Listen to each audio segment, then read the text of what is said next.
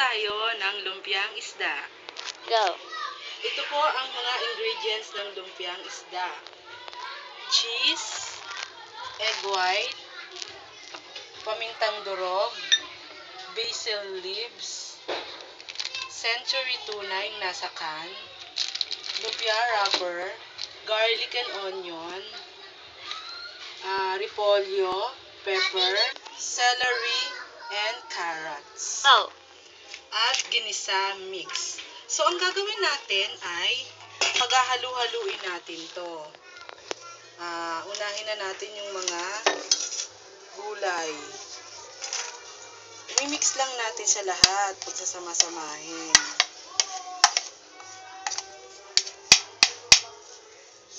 Yan.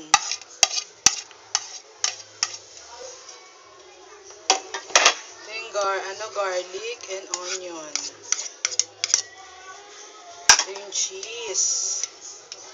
Masarap ang cheese sa mga lutuin. At ito ang isda.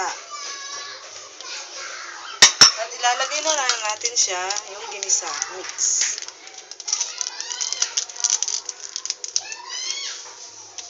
Lalahatin natin yung sampak.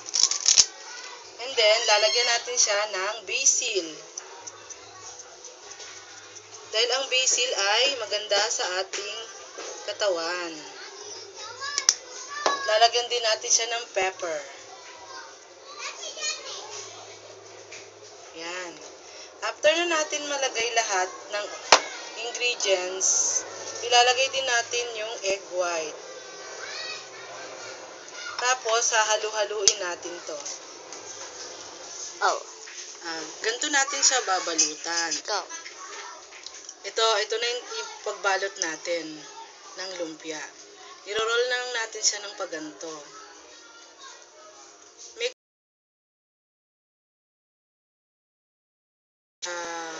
Masyadong maluwang. Ito na po yung pinapainit ko pong kawali. Ipiprito na natin yung lumpiang isda. Actually, kanina ko pa siya pinapainit. Mainit na siya. Ito na po, ilalagay na po natin. Yan. Ihile-hilera lang po natin yan dyan. Yan.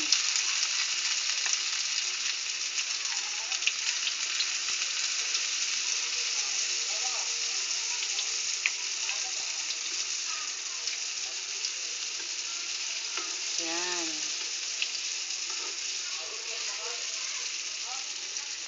Oh. Ayan na po ang naluto nating lumpiang isda. Hi! Sa susunod na pagkikita uli sa aking mga lutuin. Bye!